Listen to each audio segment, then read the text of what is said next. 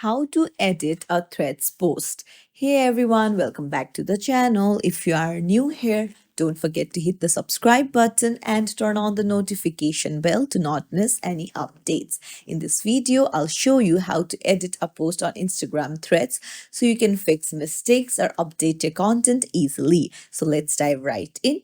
Open up the Threads app on your phone and then go to your profile icon at the bottom right corner of the screen to view all your posts.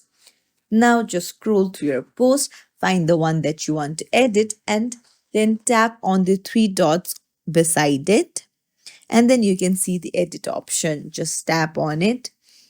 And now you can update the text, correct typos, add or remove hashtags, edit emojis, or mention. So I want to add emoji.